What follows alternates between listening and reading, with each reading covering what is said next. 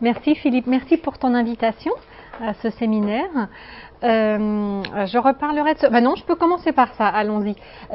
Pour vous informer qu'en ce moment, tout près d'ici, au cinéma Les Trois Luxembourg, il y a un film très beau à voir qui s'appelle tout simplement Signé, donc Signé, hein, c'est le signe, Signé, par la réalisatrice israélienne Nourit Aviv. Et je ne sais pas si vous connaissez déjà cette réalisatrice. Depuis une quarantaine d'années, elle travaille sur les problématiques du langage, de la traduction, de la transmission ou de l'absence de transmission quand il y a guerre, génocide ou autre catastrophe. Et elle a fait de très très beaux films dans différents endroits du monde, en particulier en Israël, Palestine, etc. Et là, pour la première fois de sa vie, elle traite de la question des sourds et des langues des signes. Et voilà, donc j'en profite pour vous le dire. Et donc le film passe tous les jours, mais 3 fois par semaine, elle invite des personnes qui sont de près ou de loin intéressées par le sujet ou spécialistes du sujet. Et c'est dans ce cadre que mardi prochain, donc dans 8 jours, mardi 27 mars, Christian Cuxac et moi-même animerons la soirée débat. Voilà, donc si vous souhaitez venir ou à toute autre date, vous êtes les bienvenus. C'est juste, attention, c'est une petite salle et mardi 27, oui, c'est un petit peu flou, excusez-moi. C'est juste pour votre information, certains connaissent peut-être le cinéma, c'est un tout petit cinéma, donc il faut réserver sa place à l'avance. Parce que vraiment, j'étais surprise. J'y suis allée la semaine dernière moi-même en tant que spectatrice et il y avait une file d'attente, enfin ils refusent des gens. Je suis surprise parce que c'est quand même un documentaire sur un sujet spécifique, mais apparemment, ça marche bien. Voilà, donc c'est jusqu'au mois de mai, vous voyez, mardi 15 mai. Donc il y a le temps. Mais ça permet d'aborder, quand on ne connaît pas la problématique des sourds et de la langue des signes, beaucoup de thématiques de manière très humaine et très juste. Donc moi j'ai beaucoup apprécié ce film. Alors sinon je me présente quand même. Donc mon rattachement institutionnel est l'Université Paris 8, plus exactement donc l'UFR de sciences du langage et le département de linguistique des langues des signes. À Paris 8, on a la chance d'avoir une UFR de sciences du langage dans laquelle il y a 3 départements, acquisition des langues, linguistique générale et langue des signes. Grâce aux efforts de mon ancien directeur de thèse devenu ami, Christian Cuxac, qui a développé en fait dès 1998 une filière langue des signes. Donc aujourd'hui, on a toute une série de diplômes en rapport avec la langue des signes française et les langues des signes du monde. Donc une licence, avec une licence SDL, spécialisation en langue des signes, plusieurs masters, master d'interprète pour devenir interprète en langue des signes, master de didactique option langue des signes et master linguistique théorique, toujours option langue des signes. Et nous avons aujourd'hui 14 doctorants dans notre école doctorale rattachée au laboratoire structure formelle du langage qui prépare un doctorat qui touche une langue des signes du monde, pas forcément la LSF, ça je vais en reparler. Au niveau de mes thématiques de recherche, ma thèse portait sur la grammaire de l'iconicité en langue des signes française que j'ai soutenue en 2003 et mon HDR que j'ai soutenu en 2014 élargissait un petit peu le propos à 2 problématiques qui me sont chères, donc l'acquisition du langage par des enfants sourds, donc moi je me focalisais spécialement sur la langue des signes, je ne regardais pas trop ce qui se passait au niveau de la langue vocale de l'enfant sourd, étant spécialiste des langues des signes, et la typologie des langues, les comparaisons entre langues des signes. Alors quand je dis LS, LV, donc langue des signes, langue vocale, et LS, LS. Et je vais en reparler aujourd'hui. J'ai constitué des corpus au fil des ans avec des équipes différentes dans différents genres discursifs, principalement dans le genre narratif parce que c'est là que la production du langage est très riche, bien sûr, en tout ce qui concerne la cohésion, cohérence narrative, cohésion discursive au sens plus large, mais je travaille aussi sur des textes de type argumentatif, explicatif. Dans cet exposé, aujourd'hui, je me situerai, je pense, à différents niveaux. Parfois à un niveau basique, pour ceux qui ne connaissent pas forcément cette problématique des sourds et de la langue des signes. Parfois à un niveau un petit peu plus théorique, parfois avec aussi, bien sûr, des exemples de corpus. Donc, s'il vous plaît, interrompez-moi à tout moment. Je ne vais pas faire un exposé, j'allais dire, type conférence. On est là ensemble pour discuter, pour échanger. Aucune question n'est bête, surtout quand il s'agit d'une petite communauté, celle des sourds, et de langues qui sont minoritaires. Il n'y a pas de questions hors de propos. N'hésitez surtout pas donc à m'interrompre à tout moment. Alors, est-ce que déjà parmi vous, certains connaissent un petit peu, peut-être, une langue des signes? Certains connaissent un petit peu la langue des signes? Ou pas du tout? Ou peut-être ont un sourd dans leur famille? Ou dans leur voisinage? Ou...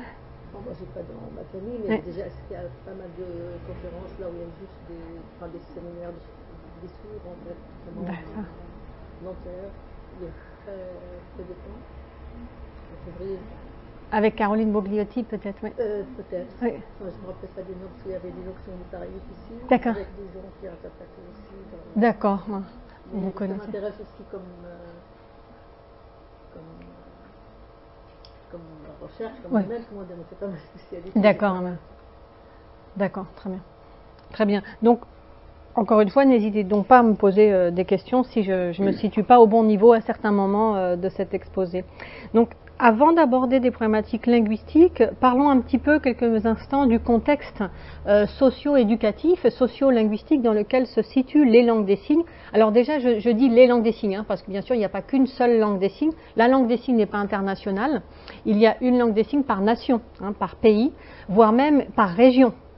Dans le film de Nourrit à vivre, par exemple, dont je parlais tout à l'heure, vous l'avez vu, madame, peut-être ?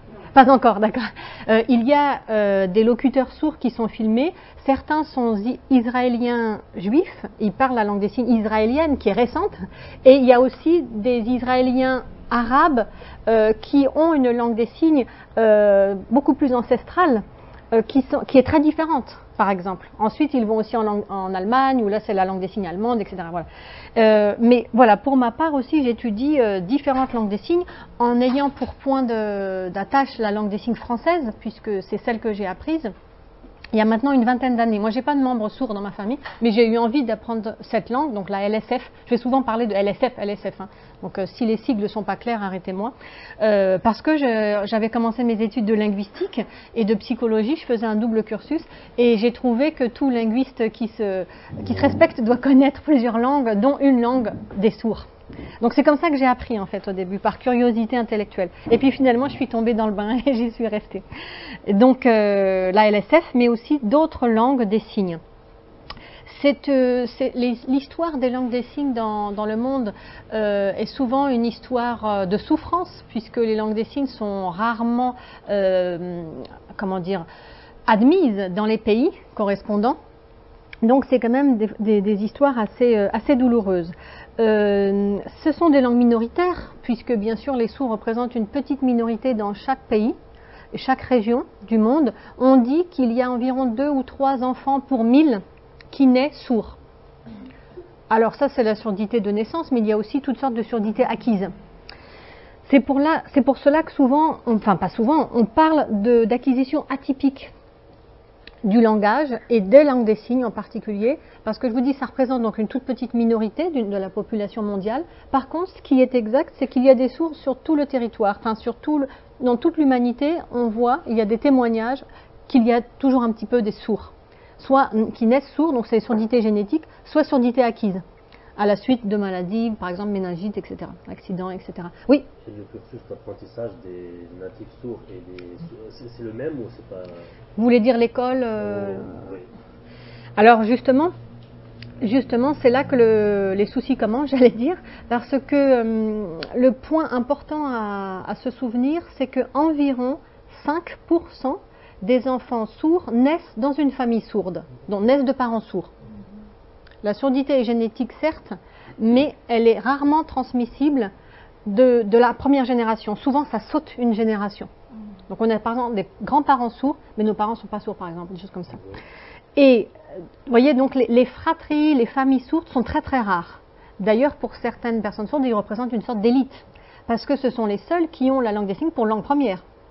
Donc là, c'est les seuls où on est dans le cas d'une acquisition typique, l'acquisition de première langue maternelle, vous voyez, voilà. Pour les 95% d'autres, les cas sont variés. Mais vous imaginez que vous êtes entendant, vous n'avez jamais trop connu de sourds dans votre entourage, etc. Vous mettez au monde un enfant sourd. Bon, qu'est-ce qui se passe? Vous voyez qui? Vous voyez le corps médical. Vous ne voyez pas le corps enseignant. Vous ne rencontrez pas Philippe Monneret tout de suite à la maternité, ni même dans les premières années. C'est là la grande difficulté, j'allais dire. C'est là le grand point problématique de l'enfant sourd, c'est que les parents sont tout de suite très très pris en charge par le corps médical. Donc bien sûr c'est important, mais bien souvent le discours médical va être assez particulier. Parfois il va être assez obtus, pas toujours, hein, je ne veux pas caricaturer, mais dans la plupart des cas, le corps médical va plutôt encourager les parents à se situer dans une démarche de réhabilitation de la parole et dans une démarche d'opération. Vous êtes certainement au courant des opérations, notamment d'implants cochléaires. Voilà. Et quand il y a un implant cochléaire, aujourd'hui il y a un implant cochléaire très très tôt, dès 9 mois, 12 mois de l'enfant. Avant c'était plus tardif, mais plus on avance dans le temps, plus on implante les enfants plus tôt. Malheureusement, dans bien des cas, encore une fois pas dans tous les cas, hein, je ne veux pas dresser quelque chose qui serait trop schématique, mais dans bien des cas, le corps médical implique les parents dans une forte démarche de rééducation, avec bien sûr de l'orthophonie, bien sûr tout un contexte de réhabilitation, et soit ne parle pas de la langue des signes, donc ignore simplement cette option, soit décourage les parents d'aller vers la langue des signes pour leur enfant. Parce qu'ils disent, parfois, hein, c'est des choses qu'on entend, ça ne veut pas dire que c'est la généralisation, décourage en disant ça peut rendre votre enfant un petit peu fainéant, puisque la langue des signes est tellement agréable et simple à apprendre pour une personne qui n'entend pas, que ça va peut-être le rendre fainéant du point de vue des efforts immenses qu'il doit faire pour apprendre à oraliser, etc. etc. Donc c'est pour cela que les situations d'enseignement, pour revenir à votre question, vont être assez diverses. Vous êtes certainement un petit peu au courant. Soit l'enfant sourd va avoir la chance d'être placé dans une crèche et ensuite une école maternelle ou des centres d'éducation précoce, etc., où il y a d'autres enfants sourds, ou bien où il est seul, mais il y a un professionnel sourd qui est là, qui est référent, ou une personne entendante qui connaît un peu la langue des signes. Donc ça, il va pouvoir commencer à être dans un bain langagier de plus ou moins bonne qualité. Lui-même va être créateur de signes. Et là, il y a des recherches passionnantes, notamment sur tout ce qui concerne les home signs. C'est plutôt des recherches aux États-Unis, mais dans mon laboratoire, il y a aussi quelqu'un qui travaille beaucoup là-dessus, sur la question que l'humain sourd est souvent créateur de langage, comme le petit enfant entendant d'ailleurs, hein, mais notamment par les systèmes de pointage, les systèmes de signes très très iconiques, justement, très figuratifs, etc. S'il n'est pas privé, s'il n'est pas, j'allais dire, s'il est encouragé à produire ces signes. Et pour vous faire un tableau extrêmement rapide de l'éducation des jeunes sourds, en gros, il y a deux grands systèmes. Soit l'enfant est placé dans une école spécialisée, mais ça existe de moins en moins, comme celle que vous avez pas très loin d'ici, à l'Institut des jeunes sourds, hein, au 254 rue Saint-Jacques, un peu plus haut. Donc ça, c'est l'établissement historique par excellence, où il y a encore environ 300 élèves sourds. Donc ça, voilà. Mais il faut savoir que les établissements spécialisés ferment de plus en plus, ou alors restent... oui, ils ferment dans toute la France et dans le monde entier en général, hein. La France résiste, mais il y a de plus en plus de fermetures d'écoles spécialisées, ou quand le ministère des Affaires sociales, qui régit ces écoles, hein, c'est pas l'éducation nationale qui régit ces écoles, quand ces écoles restent ouvertes, c'est à la condition d'accepter des élèves non sourds. Donc depuis une dizaine d'années, quinzaine d'années, on a vu arriver des élèves non sourds à l'Institut Saint-Jacques, c'est récent, mais à l'Institut d'Asnières où j'ai grandi, enfin j'ai grandi dans la ville d'Asnières, pas à l'Institut, mais dans Bourg-la-Reine aussi, pour parler des Hauts-de-Seine, depuis une quinzaine d'années, on voit arriver des élèves avec troubles du langage, mais qui sont non sourds. Troubles du langage, pathologie du langage, certains syndromes autistiques, etc. Donc, il y aurait beaucoup à parler, hein, bien sûr, hein, sur ces problématiques-là. Donc, soit en institut spécialisé, mais souvent, on dit que c'est un petit peu la dernière chance, malheureusement. Donc, malheureusement, c'est mal considéré par les familles, par certaines familles. Je dis bien malheureusement. Et sinon, l'enfant sourd, depuis un certain nombre de lois qui sont passées dans le gouvernement français, les enfants sourds sont intégrés dans des écoles classiques, l'école la plus proche de leur domicile. Donc, ça présente bien sûr un intérêt évident d'intégration, certes, mais aussi certains parlent de désintégration. Ils font des jeux de mots même, notamment en langue des signes, parce qu'ils disent que c'est bien pour les enfants entendants, parce que ça leur apprend l'altérité, mais pour l'enfant sourd, c'est une solitude extrême lui faire en fait. C'est une grande violence lui faire, parce qu'il n'a pas de père. Donc, d'ailleurs, c'est pas, on pourrait élargir le débat à d'autres types de handicap, hein, pas forcément pour les personnes sourdes. PAIRS, voilà, oui, PAIRS, bien sûr. Et ce problème d'intégration scolaire, donc d'intégrer un enfant en situation de handicap seul dans une classe d'enfants non handicapés, est une grande problématique. Je pense que pour les enfants sourds, c'est encore plus problématique parce qu'il y a la question du langage. Un enfant non-voyant, par exemple, a le langage, à la langue maternelle ou les langues maternelles. Un enfant sourd, non, dans 95% des cas. Donc un enfant sourd est un enfant en situation de handicap. D'ailleurs, il est déclaré comme tel à la maison départementale des personnes handicapées, MDPH. Mais aussi, c'est un enfant qui a un langage, des langages. C'est ça la grande problématique. Et cette deuxième problématique, le corps médical semble l'éviter. Il considère l'enfant sourd comme d'autres enfants handicapés.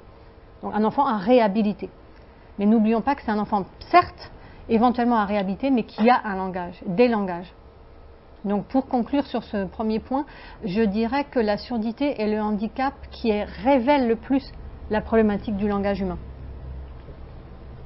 Donc pour continuer dans ce tableau un peu bref, vous avez donc compris par ce petit dialogue, ces petites explications, pourquoi l'acquisition est atypique chez les enfants sourds. J'ai mis un bilinguisme de fait, où il y a peut-être des meilleures expressions, mais je dis un bilinguisme parce que forcément l'individu sourd ne naît pas sur une île déserte, donc il est forcément dans un monde d'entendants. Suivant le pays où il se trouve, c'est un monde où il y a plusieurs langues, ou une langue, la langue nationale par exemple le français, mais bien des langues aussi parfois. Donc il se trouve dans des situations diglossiques et il va manier plus ou moins bien ces différentes langues, dans les modalités orales, écrites, vocales, etc.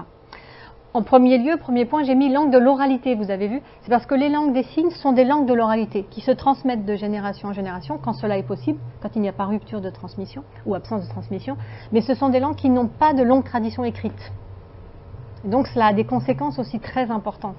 Il y a bien des systèmes qui existent, hein. On en a depuis l'abbé de l'Épée, depuis le 1770, on a des systèmes, on a notamment avec Bébian au début du 19e siècle, 1824, la mimeographie, des essais d'écriture du corps et des différents paramètres, mais ceci dit, ce n'est pas vraiment une écriture au sens comme nous, comme pour la langue française ou d'autres langues. Donc c'est avant tout des langues de l'oralité. Avec les nouvelles technologies, les sourds ont vu leur accessibilité vraiment s'épanouir, puisque maintenant on peut donc filmer la langue des signes. Donc ça a apporté vraiment un plus. On n'est pas obligé de passer par l'écrit, par une traduction, annotation de l'écrit, ça c'est bien. Là après j'avais noté comme point multilinéarité, parce que justement quand on doit faire une recherche linguistique, on doit annoter plusieurs paramètres du corps. Je peux vous montrer peut-être tout de suite un exemple. Je saute plus loin dans mes diapos pour être plus concrète. Voilà, je vous montre un exemple de multilinéarité paramétrique. Vous voyez là par exemple, on est dans le cadre d'un récit en langue des signes d'Afrique du Sud, mais peu importe la langue là. On a ce logiciel qui s'appelle Elan, que peut-être certains connaissent, qui est un logiciel d'annotation multimodale, où on a en fait la vidéo qui se trouve en haut à gauche, et on a en dessous une sorte de partition, en fait, type partition musicale hein, finalement, où nous-mêmes nous décidons nos entrées, nous décidons nos chants. Alors vous voyez, moi j'ai choisi unité de sens, type de catégorie linguistique, et ensuite certains paramètres qu'on va revoir immédiatement, et ensuite nous annotons comme ça. Et c'est ça qu'on appelle la multilinéarité. Parce que pour annoter, pour vraiment comprendre de quel type de signe il s'agit, il faut annoter non seulement ce qui se passe au niveau des mains, mais aussi au niveau des autres paramètres non manuels. C'est pour ça qu'on parle de multilinéarité. Et souvent, le sens, enfin c'est pas souvent, le sens jaillit de l'association, de la composition de ces différents paramètres.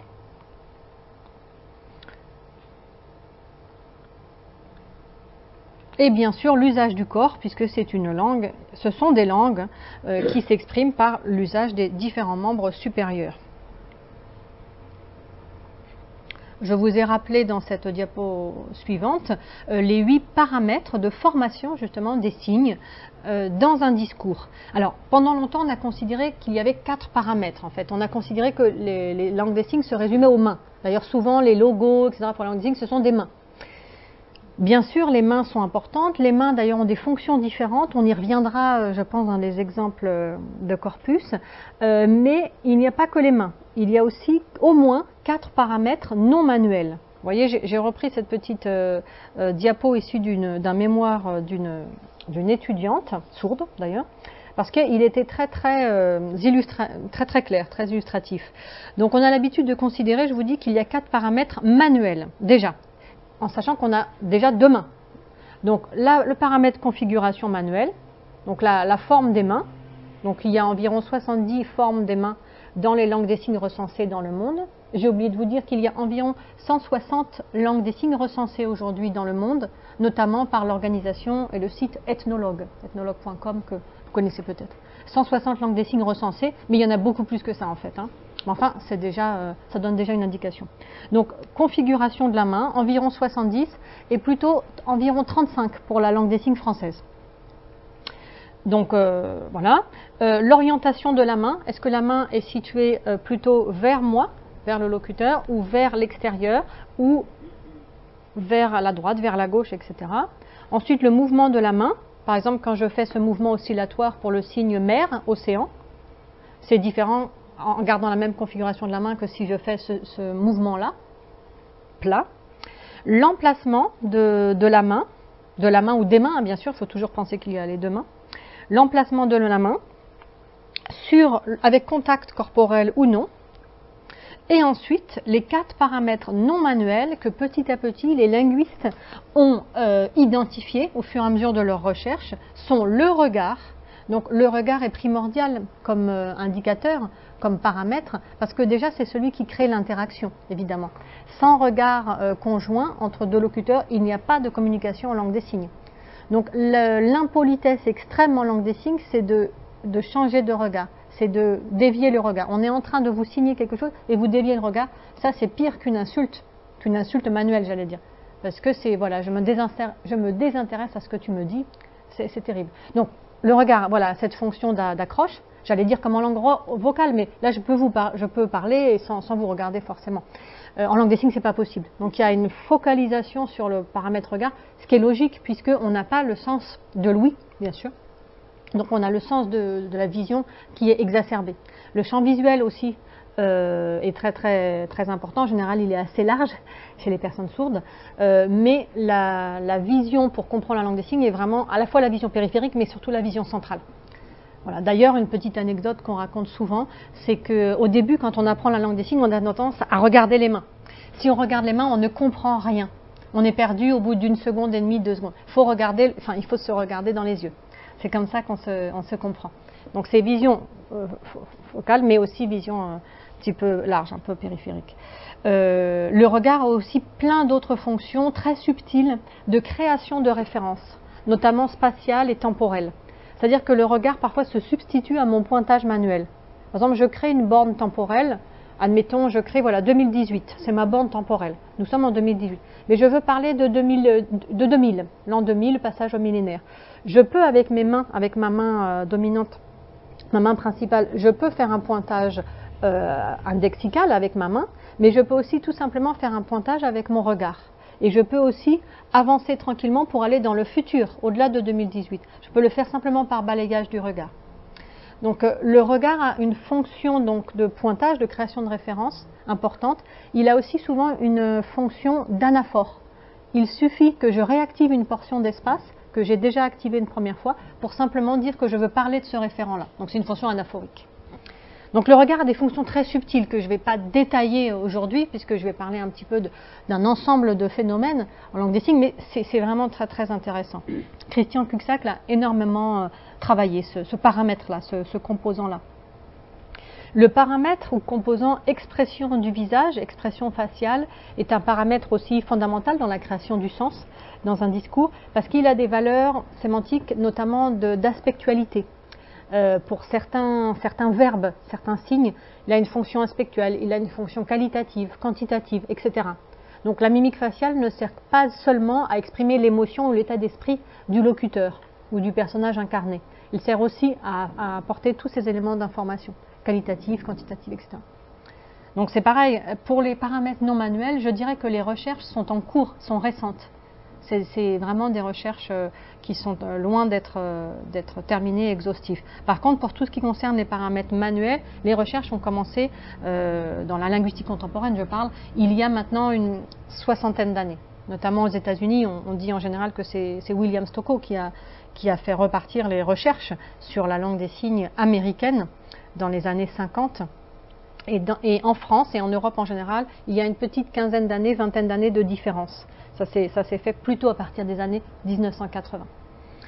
Mais je dirais pour ma part que l'explosion des recherches scientifiques sur les langues des signes a été vraiment manifeste dans les années 2000. Donc vous voyez, petit à petit dans les années 80, c'était très très léger, c'était très ponctuel, c'était une thèse tous les X années. Là, à partir des années 2000, il y a eu une explosion. Beaucoup plus de doctorants, beaucoup plus de masters, beaucoup plus de formations aussi en rapport avec ces langues et beaucoup plus d'étudiants sourds. Enfin, beaucoup plus, l'expression est mauvaise, puisque avant il n'y en avait pas. Donc, quelques étudiants sourds qui ont commencé. Donc, pour revenir sur mes paramètres non manuels, j'ai parlé du regard et des expressions du visage. Il y a aussi la posture corporelle qui a été beaucoup étudiée, notamment par un linguiste français qui était d'abord éducateur pour jeunes sourds, qui s'appelait Paul Jouison, dans les années 80-90 en France, mais également étudié par d'autres linguistes, dont Christian Cuxac, et dont des auteurs aussi à l'étranger. La posture corporelle indique souvent les ruptures rythmiques, donc les ruptures de phrases par exemple, les types de phrases aussi, exclamatives, affirmatives, etc. Donc le corps, le buste, je dis le corps, la posture corporelle, le buste est très très important pour tous ces éléments-là, je dirais plus énonciatifs. Enfin, les mouvements labiaux ou le mouvement labial est un paramètre encore moins étudié, mais qui commence, là il y a des publications qui commencent.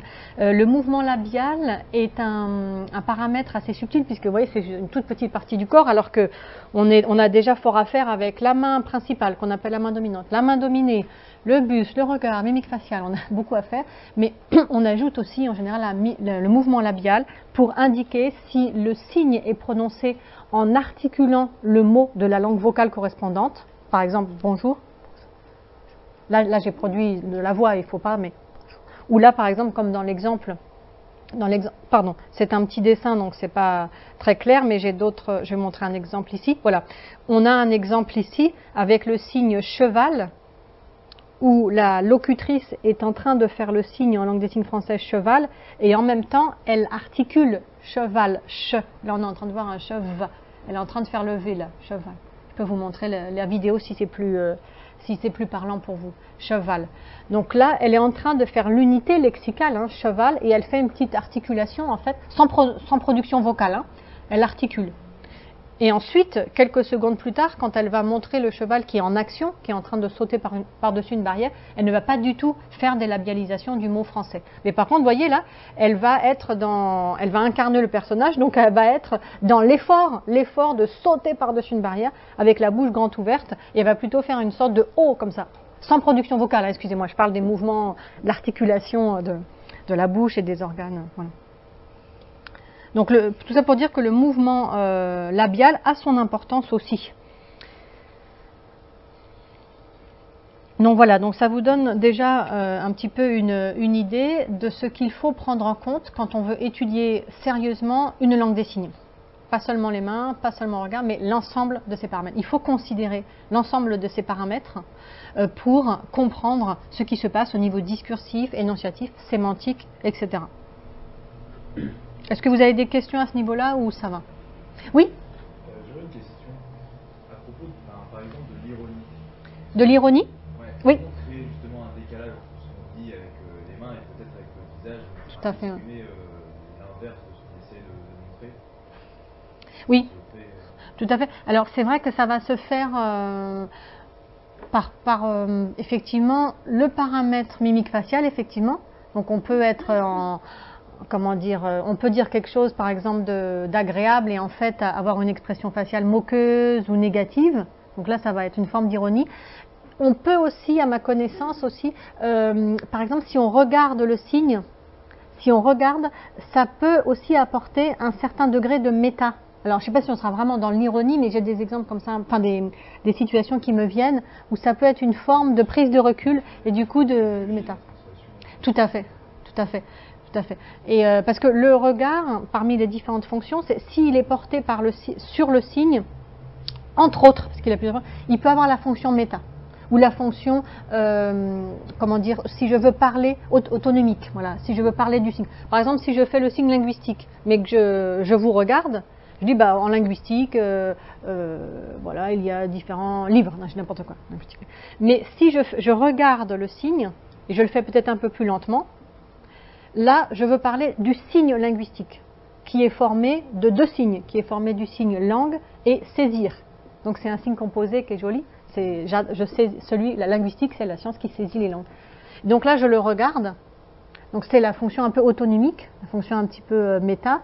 Et on peut faire ça pour tous les types de signes, sauf ceux qui sont déjà liés à nous, qui ont un contact. Là, on sera un peu embêté. Mais tous les signes qui se font dans l'espace, on peut les regarder et avoir une petite mimique faciale, un peu désapprobative, un peu négative ou ironique, etc. Voilà. Après, l'ironie, l'humour, etc., c'est étudié notamment tout ce qui concerne la prosodie. Et aussi, il y aura des petites différences subtiles au niveau du corps. Certains vont dire que le signe va être effectué un peu plus bas, un peu moins sur l'espace central. Mais bon, après, voilà, c'est des petites subtilités. Mais il y a des recherches qui commencent à exister là-dessus. Ouais, ouais. Oui, je vous en prie. Je voudrais rebondir sur votre première étape. Celle-ci? Non, voilà. Quand vous avez présenté, oui. Vous avez dit que les enfants, les instituts ferment, les enfants vont intégrer le cursus normal, et puis ils vivent ce transfert, si j'ose dire, un peu pas bien.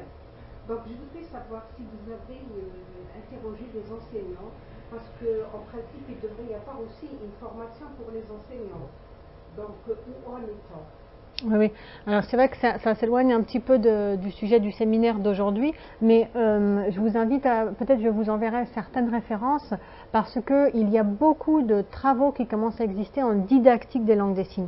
Il y a déjà la thèse de Élise Leroy qui avait fait un gros travail, une grosse analyse dans certaines écoles pour enfants sourds, la thèse qui avait été soutenue en 2011 à Paris 8, 2010 ou 2011 si j'ai bonne mémoire, que je peux vous transférer en PDF si vous voulez. Et sinon j'ai des collègues moi qui sont spécialisés, je vous ai pas parlé de mon équipe, mais on est 7 enseignants-chercheurs actuellement.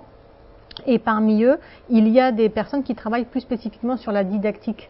Et donc, ces personnes ont fait des enquêtes dans des écoles, et notamment, on anime parmi les masters qu'on anime, dont on a la responsabilité, on a le master MEF d'enseignement de la langue des signes et qui prépare au CAPES de langue des signes. Que j'ai pas tellement orienté mon exposé aujourd'hui vers des problématiques de didactique, mais il faut savoir que l'option LSF au baccalauréat en France a été créée en 2008 et le CAPES de LSF, comme le CAPES de russe ou de lettres modernes françaises, a été créé en 2010. Et donc à cette occasion, quelques années plus tard, nous avons créé le master MEF pour préparer au CAPES. Donc là, effectivement, on a beaucoup d'étudiants qui nous arrivent et qui nous parlent de ces problématiques. Et parallèlement, on a la chance aussi d'avoir un diplôme qui s'appelle la licence professionnelle d'enseignement de la langue des signes en milieu scolaire depuis 2004. Et là, ce sont des adultes sourds.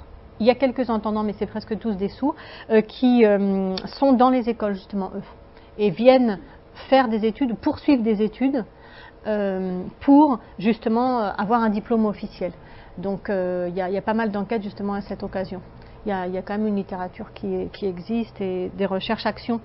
Et puis, nos partenaires sont notamment l'INS-HEA, que vous connaissez peut-être. INS-HEA, c'est l'Institut de l'éducation nationale qui prépare à des diplômes spécifiques pour les enfants qui ont des besoins spécifiques, donc tout type de handicap. Donc, ils sont nos partenaires depuis 2004 pour le diplôme licence pro. Et le Master MEF aussi. Donc eux, ils sont très très au fait de ces questions-là, oui. Ouais. Madame? Oui. Moi j'ai plutôt une autre question. Vous avez dit qu'il y a plusieurs langues et que ça diffère d'une région à une autre ou d'un pays à un autre. Et par exemple, est-ce qu'il y a des points en commun si par exemple on prend un sourd français, un sourd d'un autre pays, est-ce qu'il n'y a pas vraiment de difficulté de communication? Oui, tout à fait. Je vais en parler tout à fait. Ouais, tout à fait. C'est vraiment une question intéressante. Pour finir sur ce point de finalement des composants, des paramètres qui constituent les signes en discours, je ne vous ai pas encore mentionné, donc il y avait bien sûr 2 mains, et que l'une des mains en général est dominante et principale.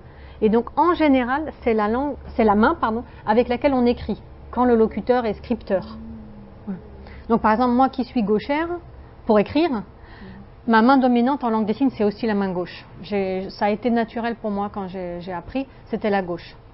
Donc c'est la main par laquelle va se faire les principales actions. Et la deuxième main, donc pour moi la main droite, c'est la main, ce qu'on appelle souvent main dominée dans la linguistique, dans le signe. Main dominante, main dominée. Et la main dominée, ça va faire par exemple, là, je vais vous montrer des exemples tout de suite, au lieu de rester abstraite. Vous voyez par exemple dans le signe lexical pour cheval, là le locuteur fait avec sa main gauche le signe de cheval, n'importe quoi, le signe pour arbre, j'ai des bêtises, le signe donc pour arbre, avec sa main gauche il figure donc le tronc et les branches, et avec sa main droite, il figure en fait le support stable. On peut parfois enlever justement la main dominée. La main dominée est parfois facultative. On dirait, mais le signe est constitué quand même de ces deux mains. Quelqu'un qui ferait le signe harpe comme ça, on dirait qu'il manque un petit peu quelque chose. Sauf s'il est dans le cadre d'une construction complète. Par exemple, je vous fais tout de suite un exemple, pour pas être trop... rester trop abstraite. Je peux faire par exemple l'unité lexicale comme ça, arbre, je la signifie, voilà, j'informe de quoi il s'agit, et ensuite j'introduis toute une scène. J'introduis par exemple un chat. Donc je fais le signe A, je fais signe chat, et le chat se déplace vers cet arbre, et ensuite il va monter le long de cet arbre, le long du tronc. Et bien là, vous voyez, je garde depuis tout à l'heure mon arbre là, et avec ma main dominante, n'oublions pas que moi c'est la main gauche, je fais mon agent, mon sujet si vous voulez, mon agent et mon déplacement, donc se déplacer et ensuite grimper. Donc dans ces cas-là, ce qui est un peu bizarre à comprendre, c'est que dans ces cas-là, il faut que l'arbre soit fait par ma main dominée, puisque ma main dominante après va faire l'action et l'agent. Vous voyez? Donc, c'est une chose qui n'est pas facile quand on commence à apprendre la langue des signes, et qui, quand on est adulte, et vous imaginez pour l'enfant aussi, c'est pas du tout facile à gérer au début, donc il apprend bien sûr petit à petit, c'est la gestion de ses mains, main dominante, main dominée. Et après, s'il y a plusieurs agents par exemple. S'il y a plusieurs agents, ouais, bonne question. Mais par exemple, quand on a des personnes qui se suivent, par exemple, ou des voitures qui se suivent, il faut une course-poursuite, hop, il y en a une qui dépasse l'autre.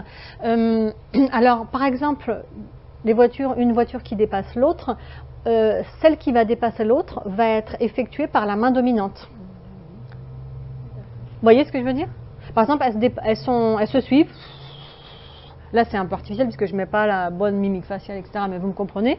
Donc là, deux voitures se suivent, par exemple, et d'un seul coup, il y en a une qui déboîte et qui double. Alors moi, c'est bizarre parce que je suis gauchère, je fais ça. C'est pas à moi de rouler en Angleterre, parce que sinon, je devrais faire ça. Donc là, justement, c'est un bon exemple. Je n'ai pas fait exprès, mais est-ce qu'on va privilégier en langue des signes la véracité, j'allais dire, de l'expérience de vie, l'expérience perceptivo-pratique, ou on va privilégier l'articulation, les contraintes articulatoires. C'est un conflit que vivent les locuteurs des langues des signes et qu'ils résolvent comme ils peuvent. En général, c'est la première contrainte qui est importante, c'est-à-dire, enfin ça dépend, mais si c'est un récit, par exemple, si c'est un genre narratif ou un genre explicatif, où il y a vraiment un message avec du contenu véridique, si je puis dire, avec toutes les pincettes nécessaires à transmettre, il faudra que je sois au plus proche de l'expérience perceptivo-pratique. Donc je vais à ce moment-là, très brièvement, inverser ma dominance de main. Je vais faire donc la voiture, si on est en France par exemple, qui double par la droite, vous voyez. C'est-à-dire la main gauche là, si j'ai bien compris, admettons, on peut dire elle a la fonction prédicative par exemple. Absolument. Par exemple, et Absolument. après, normalement, avec un texte narratif, avec plusieurs genres, comment il se passe C'est compliqué. C'est un véritable challenge, hein. C'est vraiment compliqué. En général, on y reviendra peut-être dans certains exemples, il y a un seul agent qui est exprimé en même temps. Donc là, ça va. Je vous parlais de l'exemple du chat qui grimpe à l'arbre, ou par exemple du cheval qui saute par-dessus la barrière. On avait voilà, là, dans l'exemple de droite, le cheval qui saute par-dessus la barrière. Donc là, c'est une locutrice qui est droitière. Donc on voit bien que sa main gauche figure une sorte d'entité stable, la barrière, un locatif stable, voilà. Et tandis que la main droite figure les pattes avant de l'animal. Vous voyez ? Mais les cas où il y a plusieurs agents, Donc par exemple 2 personnes qui vont se rencontrer ou une personne qui va informer une autre personne, il faut faire très attention bien sûr à bien gérer sa dominance des mains. Oui, oui. C'est un cas d'erreur fréquente, de confusion fréquente, de l'oralité j'allais dire, bien sûr. Et c'est un cas de difficulté d'apprentissage, enfin de difficulté d'acquisition, pardon, pas d'apprentissage, que l'enfant gère petit à petit. Oui, ouais, tout à fait. Oui, oui. Oui, tout à fait. Alors parfois, il y a plusieurs agents exprimés simultanément, dont l'un qui est exprimé par le buste du locuteur et l'autre qui va être exprimé par l'une des mains, la main dominante souvent. Par exemple, je ne pense pas avoir mis la capture d'écran, mais je peux vous le faire, l'exemple où on a par exemple le corps du locuteur qui incarne un personnage, un cheval, dans un corpus que nous avons, et on a un deuxième animal, la vache, qui s'approche comme ça du cheval. Donc on a cette situation-là, où il y a 2 agents qui sont exprimés simultanément. Et chez certains locuteurs de notre corpus, on a en plus la barrière qui continue à être exprimée par cette configuration manuelle, ou celle-ci, ou celle-ci, ou celle-ci. Il y a plusieurs configurations manuelles. Là, vous voyez, vous avez celle-ci avec les 2 doigts, mais on a aussi celle-ci. Donc on a ce genre d'unité, si vous voulez, linguistique. Là, c'est un arrêt là, que je vous fais sur image, mais vous imaginez ça dans une vidéo. On a un premier agent, le personnage principal, incarné par le corps même, le corps propre du locuteur, sa mimique faciale, son regard, etc., son buste, bien sûr. On a un deuxième agent qui est figuré par la main importante, la main dominante, et parfois un repère stable. C'est pour cela qu'on parle de multilinéarité, et c'est pour ça qu'on parle de simultanéité dans l'information. Parce que vous voyez, là, la structure que je suis en train de faire permet d'exprimer simultanément 2 agents en train d'effectuer des actions des fois différentes. Ça, c'est des phénomènes très très intéressants, à mon sens, qui ne sont pas assez étudiés en linguistique pour l'instant, qui permettent de différencier bien, enfin beaucoup, les langues des signes du monde avec les langues vocales. Parce qu'il y a énormément de similitudes entre langue vocale et langue des signes finalement. Mais il y a aussi certaines spécificités, notamment celle pour les langues des signes de pouvoir exprimer la simultanéité sémantique de manière assez pertinente, oui. Comme dans les exemples dont je vous parle. Oui. En langue vocale, il est difficile d'exprimer simultanément, voire impossible. Normalement, c'est impossible. Voilà, est très fort. Voilà. Donc, ce principe de linéarité est mis à mal. Enfin, c'est pas qu'il est mis à mal, il est ouvert, laissé ouvert, éclaté par les possibilités offertes par le corps des locuteurs en langue des signes. C'est ça, les multilinéarités. Ouais. C'est ça qui est très intéressant et je trouve encore une fois qui est sous-exploité dans les recherches actuelles. Les recherches actuelles dans les langues des signes, pour l'instant, ont plutôt visé à voir ce qui était commun entre langue vocale et langue des signes, moins à voir ce qui était spécifique et différent. Alors bien sûr, Christian Cuxac fait partie plutôt de la deuxième catégorie de chercheurs, mais il est loin d'être majoritaire. Oui, on comprend aussi qu'il était nécessaire à un moment donné Absolument. de montrer qu'il s'agissait de langue. Exactement. Donc l'enjeu de la comparaison avec les langues. C'est cela, tout à fait.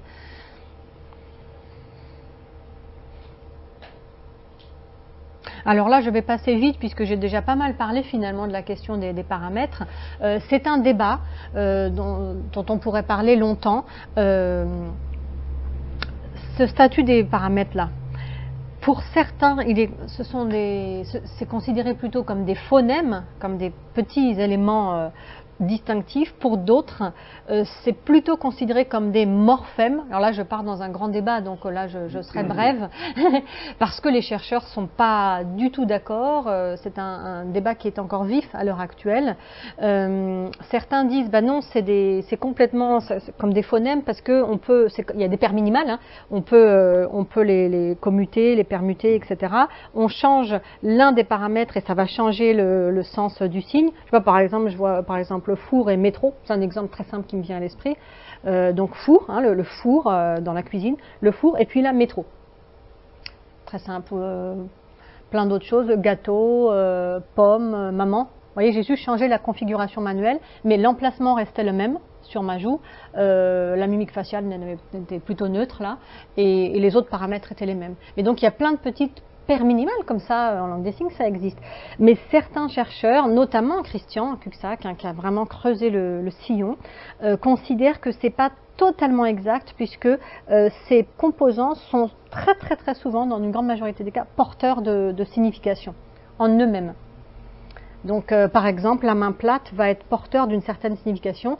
Si on cherche l'origine sémantique, l'iconon du signe four, évidemment, c'est une personnification de quelqu'un qui met quelque chose au four, qui met un plat au four. C'est pas, voilà.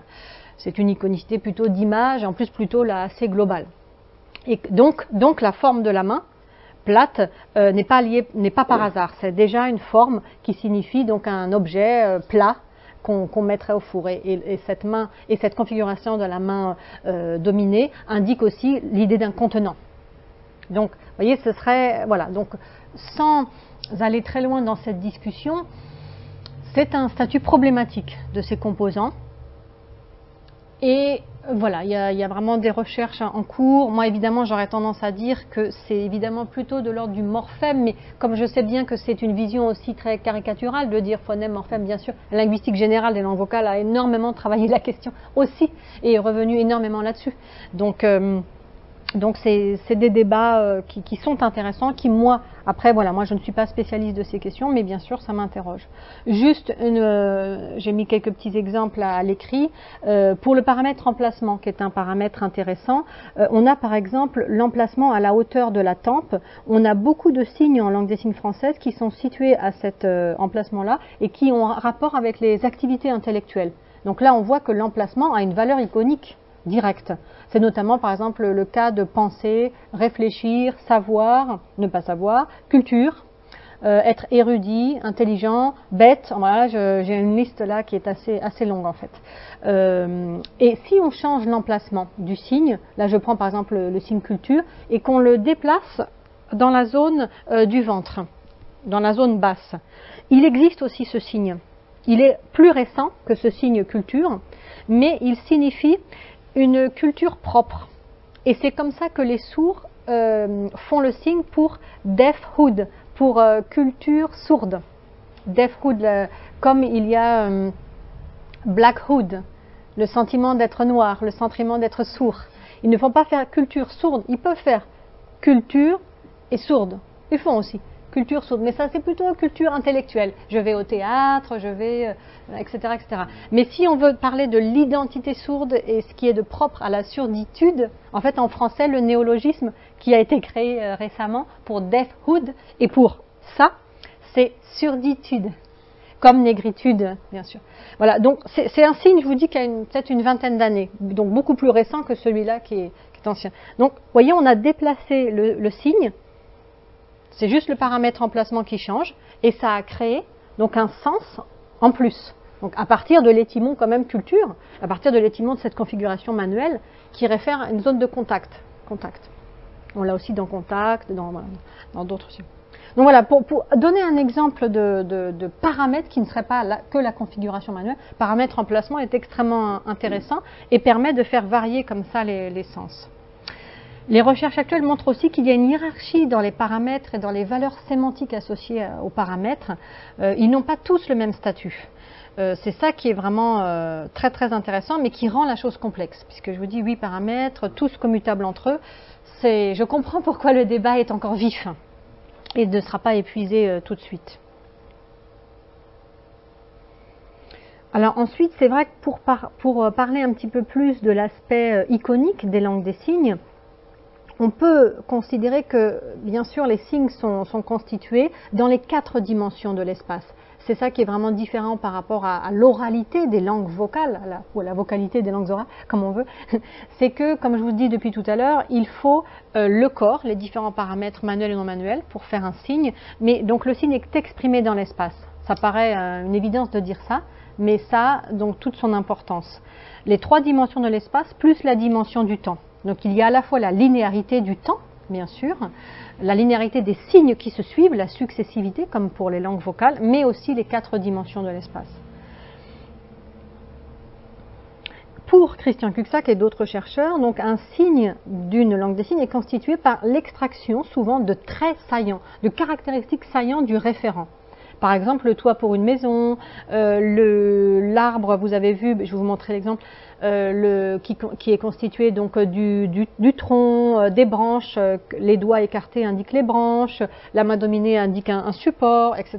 Donc presque tous les signes sont constitués à partir d'extractions comme ça, de caractéristiques saillantes de référents là, qui existent dans notre monde perceptivo-pratique, mais quand il s'agit de référents plus abstraits, il y a aussi souvent extraction d'une caractéristique saillante. Donnez-moi des exemples, par exemple, de signes qui ne seraient pas directement concrets, si on peut parler simplement comme ça. Liberté, d'accord. Je vous ai dit déjà tout à l'heure le signe linguistique qui n'est pas, voilà, qui a des référents, on peut faire, mais liberté va se faire en LSF, en tout cas comme ça, et dans d'autres langues des signes, ça va se faire tout simplement en ouvrant les bras, mais en langue des signes française, c'est comme ça. Donc on reprend la configuration manuelle, enfin on prend, pardon, la configuration manuelle de L, donc là c'est une initialisation du mot de la langue française, L. Donc ça va, c'est pour ça que vous comprenez tout de suite que la langue des signes ne peut pas être internationale, parce que les initialisations vont dépendre des langues vocales des pays correspondants. Donc le L, et on va faire ce mouvement que je n'ai pas besoin de vous expliquer, qui est évident, un mouvement d'ouverture comme ça, qui est, pour faire l'inverse, admettons le signe pour prison et celui-là.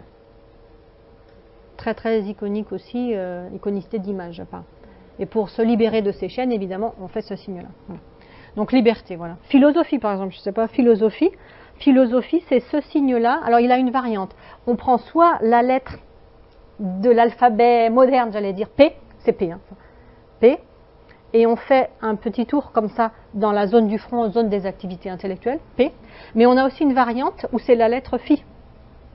Souvent, d'ailleurs, on fait plutôt ça. Phi. Mais l'emplacement reste le même.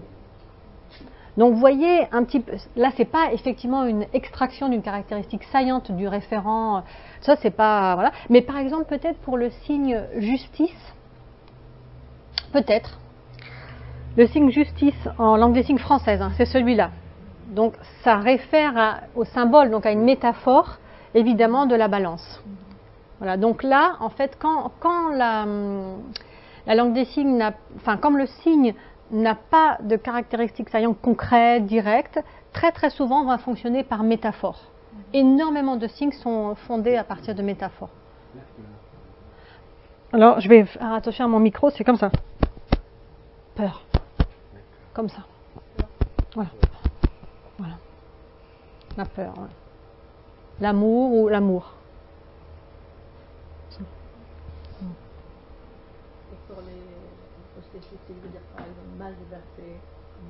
Oui. Vous avez presque fait le signe. Alors, il y a un système pronominal qui existe en langue des signes française, mais qui est assez simple. Il y a ça. Donc, ma ou mon. Il n'y a pas de genre, ni, voilà, en langue des signes, mais donc ma, votre ou ton, notre, si je fais un signe circulaire, etc. Son, si je ne le regarde pas, ou son, si je ne le regarde pas. Si je vous regarde, c'est votre ou ton, si on se tutoie. Il n'y a pas de vouvoiement et de tutoiement. Il y a des formes de respect marquées par le mimique facial et par la posture corporelle, mais il n'y a pas de signe de vouvoiement. Mais donc ça sera ça pour la forme plus officielle, plus d'un registre plus soutenu. Mon, ma, etc. Le système pronominal. Par contre, il y a un autre pronom qui existe, qui est un petit peu plus ancestral, celui-là, peut-être un peu plus simple aussi au niveau du registre, c'est celui-là, ce que vous avez fait. Quand vous avez dit mon, vous avez fait ce signe-là. Donc mon, ma, liberté. Le signe, par exemple, pour conscience, je sais pas, ça me vient comme ça, mais bon, conscience et inconscient. L'inconscient au sens psychanalytique, hein. Inconscient. Conscient, inconscient. Donc voilà, des choses comme ça. Donc, oui. Quand bien même la langue des signes n'est pas internationale, mais d'après vos exemples, je constate qu'en quoi il y a une certaine ressemblance avec d'autres langues. Ah, tout à fait. Pour liberté, en langue arabe, nous, quand même, al-hurriya. Donc, on va dire ça. Et pour la justice, al-adala, parce que le journal algérien, quand même, de 20h, il fait la langue des signes. Et ça me renvoie quand même à ce genre. Il y a certaines similitudes entre, je pense, entre ces langues. Tout à fait. Et d'ailleurs, peut-être la réalisatrice. Nourite, Aviv. Elle, je pense, comme elle a travaillé sur la langue des signes en Israël et la langue en Palestine, je pense qu'elle a constaté qu'il y a une similitude tout à fait. entre. Oui, tout à fait. On sent bien quand même les symboles, des choses, par exemple, ce qui est à peu près, selon les mots, qui est international, qui est universel, par exemple, c'est comme un code, c'est normal pour la plupart des langues, la justice, les balances. Tout à fait, oui. Ça dépend des mots, j'imagine. Tout à fait. Et ça vaut pour certains mots. Oui, tout à fait. Il y a, oui, tout à fait. En plus, ça paraît un peu comme un réflexe, par exemple, tout le monde a des réflexes. Oui. Exactement, Oui. exactement. Il y a le rapport avec la polyphonicité, donc, la naturalité. indirectement, on est un peu dans ce domaine, même si on ne le dit pas, mais par exemple, pour faire un mouvement. Exactement, exactement. Il y a un rapport entre les gestes qu'on fait naturellement, entendant sourd, les gestes qui sont ancrés depuis des générations en générations, qui sont ancrés aussi dans notre expérience perceptivo-pratique, dans notre culture, dans nos traditions, qu'on va faire que les sourds ont en commun avec les entendants. Et puis, il y a un certain nombre de signes, effectivement, qui ont un rapport direct avec la réalisation de l'objet. Par exemple, pour marteau, etc. Donc, pour écrire, on va des fois faire varier, par exemple, le paramètre de configuration, mais le mouvement sera le même, par exemple. Donc il y a énormément de signes qu'on peut retrouver d'une langue des signes à l'autre, et la grammaire surtout est spatiale toujours, c'est ça qu'il ne faut pas oublier. La grammaire est spatiale, les paramètres corporels sont les mêmes, donc c'est pour cela que j'ai montré un certain nombre d'exemples. Et oui, tout à fait. Et avec des termes, par exemple, bien définis, par exemple, on fait comme ça. Mais si on veut désigner un type, par exemple, Olivier, ou je sais pas, ça va être plus compliqué, c'est ça?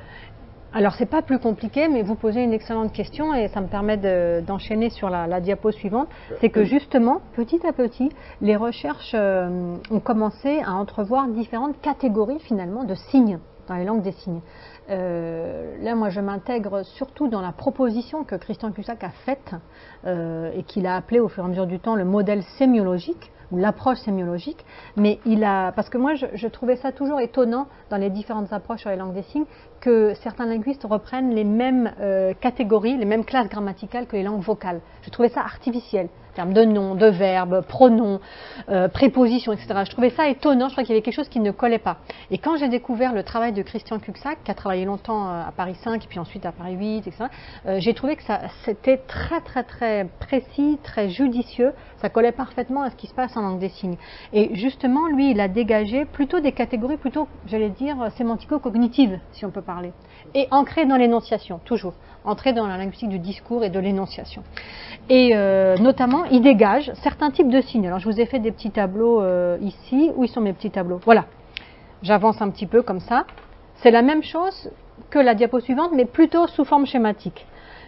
En fait, Cusack dit qu'il y aurait différentes catégories. Il y aurait d'une part les unités lexicales. Donc les unités lexicales, depuis tout à l'heure, on fait pas mal d'unités lexicales. Quand on fait liberté, et si on n'a pas fait travail, mais on a fait justice, voilà, l'arbre, etc. Ça, ce sont les unités lexicales qui sont différentes d'une langue des signes à l'autre. Et là, donc, qui sont régies par une certaine convention. Certains diraient par un certain arbitraire. En tout cas, voilà, bien sûr, même s'il y a deux types d'arbitraire, au moins chez Saussure, mais en tout cas, l'arbitraire le plus connu, voilà. Donc, une certaine des unités lexicales qui seraient peut-être assez similaires, c'est ce qu'il y a de plus similaire aux mots des langues vocales. On a aussi tout un système de pointage, dont on a un tout petit peu abordé la problématique tout à l'heure, quand je vous disais que le pointage peut être par les mains, par l'index, par la paume complète, mais aussi par le regard. Donc les pointages vont avoir un rôle très très grammatical, très syntaxique pour la création de références, mais ce sont des signes complets pour les langues des signes. Chez les entendants, un pointage, bien sûr, on se pointe. Chez les entendants, les pointages ont aussi des rôles très très subtils, en termes de communication co-verbale, etc. Mais en langue des signes, c'est carrément intégré au système grammatical. On a aussi les éléments qu'on appelle dactylologie. Désolé pour tous ces termes peut-être un peu lourds pour vous aujourd'hui, mais la dactylologie, c'est tout simplement, comme on disait tout à l'heure, quand on utilise les conformations de la main, en configuration de la main, pour référer à l'alphabet. Donc A, B, C, D, E, F, G, etc. Et quand on est en chinois, ça va être à partir des idéogrammes. Donc ça va être donc les alphabets dactylologiques vont être différents suivant les pays, bien sûr. Tout à l'heure, quand on parlait de l'exemple liberté, linguistique, etc. Tout ça, c'est fait à partir de l'initialisation, à partir de la première lettre du mot de la langue vocale correspondante. Donc la dactylologie est importante aussi. Et ce qu'il définit aussi Christian Cuxac, et qui à mon avis a un apport considérable pour la linguistique des langues des signes, c'est qu'il dit qu'il y a aussi d'autres types d'unités qui ne sont pas lexicales ou pas uniquement lexicales et qui sont plutôt là du domaine d'une iconicité d'image directe, qui sont les structures que je vous ai faites tout à l'heure quand je vous ai dit voilà le chat il s'approche de l'arbre d'un seul coup et ensuite il grimpe à l'arbre. Et bien ça, pour les linguistes au départ, ça a posé problème. Parce que comment analyser ces unités-là? Ce sont bien des unités parce qu'elles sont segmentables. Donc en termes de linguistique simple, de segmentation, cet élément forme une unité. Cet élément forme une deuxième unité, etc. Il y a un agent qui se déplace par rapport à un repère stable, un repère spatial stable. Eh bien, vraiment le grand intérêt qu'a présenté l'analyse de Christian Cuxac, il a dit ça c'est pas vraiment lexical, ce n'est pas, même si au départ il y a eu l'unité lexicale arbre qui a été créée, ensuite le regard se déplace et est orienté vers la main dominante pour effectuer l'action. Donc le regard actualise complètement ce qui est en train d'être dit pour en fait animer une action, faire une véritable petite scène. Et c'est ce que Cuxac a commencé à appeler des structures de transfert. Et donc là, par exemple, le chat qui grimpe à l'arbre, ou qui se dirige vers l'arbre, qui grimpe à l'arbre, ou le cheval qui saute par-dessus la barrière, il a appelé ça des transferts. En fait, on passe d'un univers à l'autre, des transferts là de situation. Si on est dans un cadre un petit peu plus simple, où on veut simplement décrire des formes très précises, on va être, d'après la terminologie de Cuxac, dans un transfert de taille et de forme. Donc pour répondre à votre question, monsieur, par rapport à l'olivier, au départ, on va dire peut-être arbre, il s'agit d'un arbre simple, mais si on veut faire un olivier très très précis, on va faire son tronc, en le regardant, bien sûr, en regardant ses mains. Alors peut-être, soit si c'est un olivier déjà très ancien, ancestral, on va faire une forme comme ça. Après, on va faire des branches, peut-être on va faire des petites feuilles et des petits fruits, si c'est la saison des olives. On va faire des petites olives comme ça, bien qu'il existe le signe pour olive, qui est celui-là en LSF. On va dire si elles sont noires, si elles sont vertes, etc. Mais donc, on va se mettre à décrire très finement la forme de cet olivier, les caractéristiques de cet olivier. Donc on va basculer d'une visée, j'allais dire d'une intention plutôt lexicale, voilà il s'agit d'un arbre, à une visée très très précise, très spécifique en fait. Très spécifique, il se trouve très illustrative pour exprimer vraiment un olivier. Ou si on veut dire, admettons, il s'agit d'un peuplier, là on est à l'inverse, là, et ben on va décrire une forme très allongée, voilà, très allongée, très fine. Mais en termes grammaticaux, en termes d'analyse des paramètres, là, nos fameux 8 paramètres, ça va être très différent de dire arbre dans une configuration assez neutre, mimique faciale neutre, et après un olivier où on va vraiment prendre le temps d'exprimer la forme, notre regard va regarder les mains comme je le disais, etc. etc. Notre mimique faciale va déployer aussi une qualité, une quantité dans la forme. Donc c'est pas que c'est plus compliqué, mais on va passer d'une visée générique à une visée spécifique, si vous voulez. Voilà, donc quand on apprend la langue des signes naturellement, on apprend en fait à passer d'un registre, pas vraiment un registre, mais d'une visée à une autre justement. Voilà, à dire voilà, il s'agit d'un homme, et puis on va se mettre à décrire cet homme, s'il a des gros sourcils, des gros joues, s'il est baraqué, on va se mettre à le décrire. Ouais.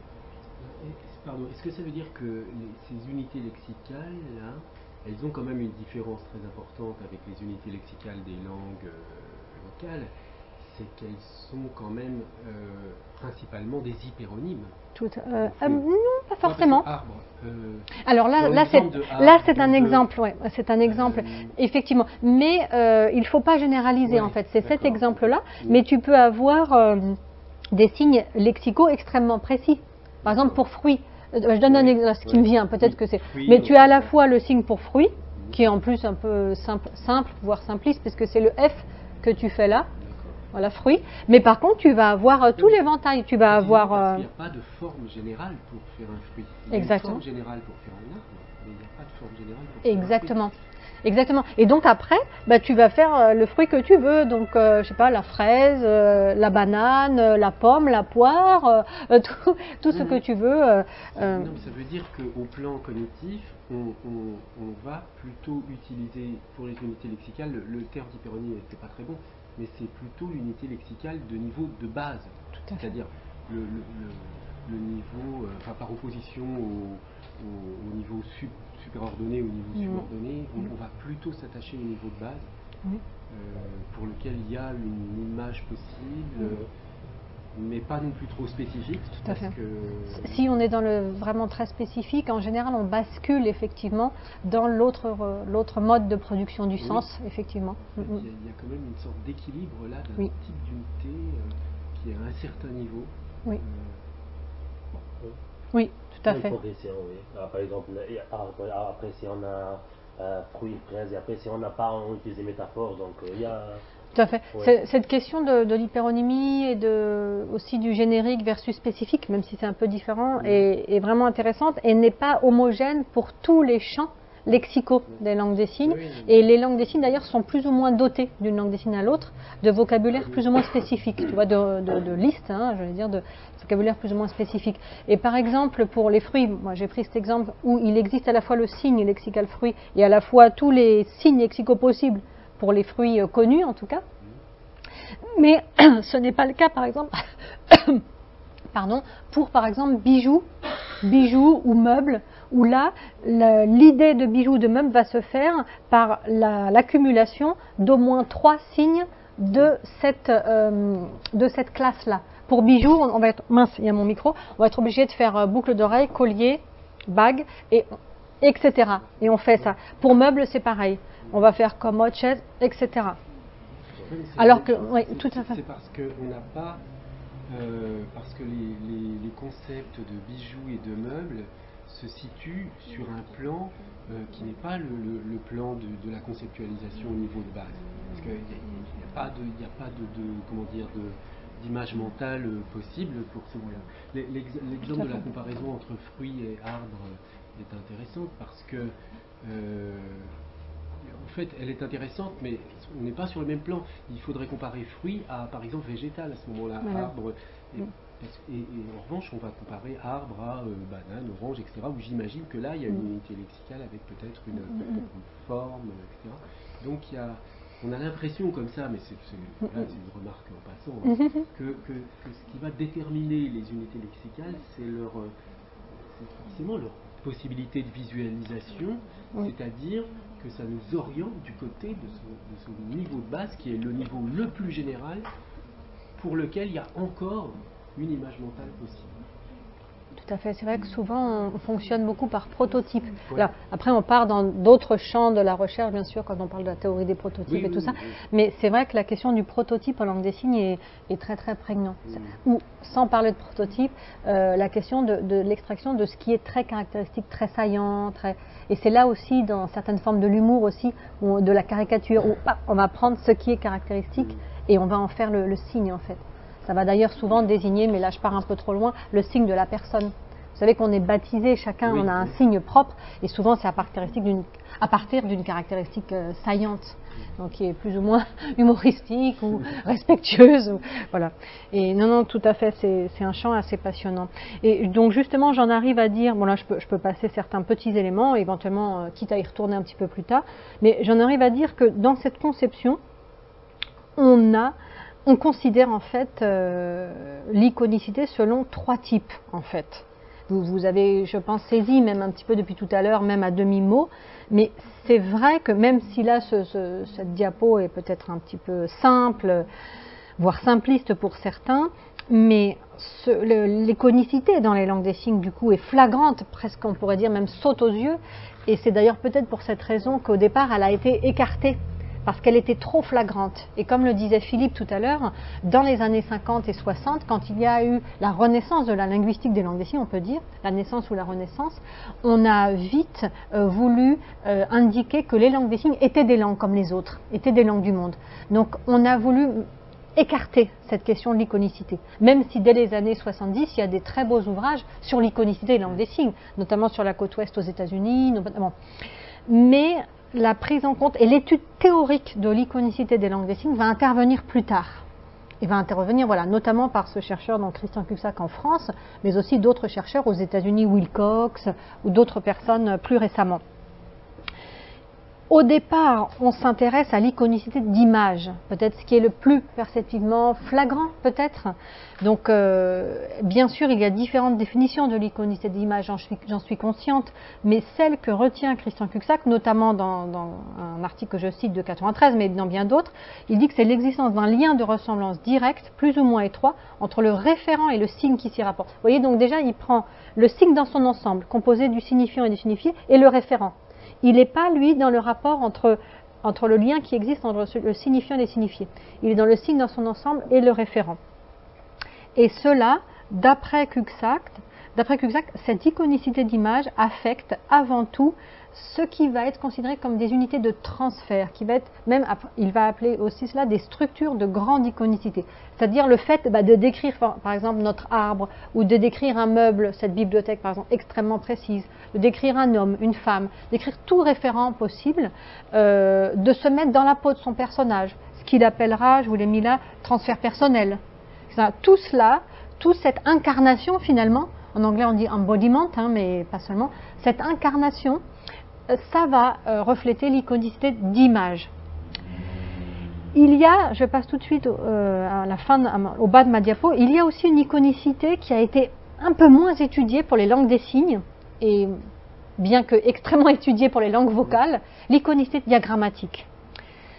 On en est, je trouve, un petit peu au début de nos recherches sur l'iconicité diagrammatique, mais les choses évoluent vite en ce moment, donc tant mieux. Pour les langues des signes, je dirais rapidement qu'elle est plutôt d'ordre syntaxique. C'est-à-dire que pour les langues des signes, elle entre plutôt en jeu dans la construction des références, donc temporelles, spatiales, actentielles. Je m'explique. J'avais parlé tout à l'heure d'une borne temporelle. C'est un bon exemple d'iconicité diagrammatique. C'est-à-dire que là, avec ma main, arbitrairement, j'allais dire, je désigne une borne. Et à partir de cela, je vais distinguer ce qui est avant, ce qui est après. Évidemment, si je suis gauchère, c'est l'inverse, encore une fois. Voilà. Donc avant, après. Je peux aussi distinguer, mais là, ça va être un mélange entre iconicité d'image et de diagramme, le temps, la problématique du temps, en prenant pour point de référence mon corps propre. Donc là, je change de type de référence. Tout à l'heure, j'étais dans une référence assez linéaire où mon corps n'entrait pas en jeu. La borne, c'était ma main dominée. Et ce qui était avant, après, était défini dans un espace diagrammatic. Si je fais ce mixte entre diagrammatique et imagique et que je prends mon corps propre pour référent, suivant ma culture, je n'ai pas besoin de faire de grands dessins, ce qui est devant va être le futur. Ce qui est le maintenant va être mon corps propre. D'ailleurs, le signe maintenant, c'est celui-là, en langue des signes française. Ce qui est le passé va être derrière moi. Bien sûr, selon ma culture, vous savez bien que ça change. Donc ça, c'est un cas de mixte. Mais l'iconicité diagrammatique va être énormément utilisée pour ces types de construction de référence. Je vous donne un exemple dans le cadre d'une construction de référence actentielle. Si je veux dire la maman dispute l'enfant. Bon, c'est peut-être pas un super beau exemple, mais c'est pas grave, ça y est. Je fais maman. Maman ou maman, il y a plusieurs. Maman. Je pointe, je crée une référence spatiale, mais actentielle, puisque ça. L'enfant, je le situe là. C'est le signe pour enfant, ou ça dans d'autres langues ici, mais enfant. Et la maman dispute ou crie. Je fais ce signe-là. Normalement, ce signe, s'il est neutre, s'il est en forme de citation dans un dictionnaire, c'est celui-là. C'est un petit peu disputé, voire crié, voilà. Là, j'ai créé ma borne spatiale et actentielle et je tourne mes mains en direction de ma deuxième borne actentielle. Donc c'est un signe qui est directionnel. Ou le garçon informe la fille. Garçon là, fille là, informé. C'est exactement le même schéma. Création d'une première borne actentielle, une deuxième borne et un signe pour exprimer une action qui est directionnelle. Là, il s'agit d'un cas d'iconicité diagrammatique plutôt, puisque j'ai créé deux bornes actentiel dans l'espace, en me fichant bien si dans la réalité des faits éventuels ou dans la narration fictive, où il y avait vraiment la maman qui se situait à cet endroit et l'enfant à cet endroit. Par contre, j'ai une autre manière de dire les choses. Je peux me mettre dans la peau de la maman qui n'est pas contente et qui dispute son enfant. Et là, je vais faire complètement différemment. Je vais faire par exemple comme ça. Là, vous avez bien vu, j'incarne moi-même la maman. Donc je disparais, je ne suis plus Marianne, je disparais au profit de l'incarnation d'un personnage et je vais faire un geste peut-être co-verbal ou comme ça, je vais froncer les sourcils, etc. Et l'enfant, soit il sera là, placé comme ça, soit il aura été introduit précédemment. Dans ce cas-là, je suis plutôt dans un registre d'iconicité d'image. Je suis plutôt dans le cas de transfert personnel, d'incarnation. Vous voyez un petit peu, donc pour une même situation, on peut être soit très imagique, très dans la reproductibilité assez proche des événements tels qu'ils se sont réellement produits ou que nous imaginons, ou dans quelque chose de plus spatialisé, de plus diagrammatique. Mais je peux faire un mixte des deux. Chacun aura son style. C'est ça, absolument. Ça va être une question de style, une question de registre, une question d'intention sémiotique aussi. Aussi une question de ce qu'on veut dire, ce qu'on veut transmettre. Et souvent, ce sera un mixte des deux. Là, je vous ai mis juste un arrêt sur image d'un corpus vidéo qu'on avait filmé à un moment donné et qui représentait, c'était pas narratif du tout, c'était nous exprimer la temporalité. Et là, le locuteur nous exprimait sur un calendrier sa semaine. Donc il avait placé dans l'espace, vous imaginez un calendrier en fait sur un tableau, pas tellement un agenda personnel mais un calendrier. Il avait dit lundi, mardi, mercredi, jeudi, vendredi. Il avait situé les matins en haut, les après-midi au milieu et les soirs en bas.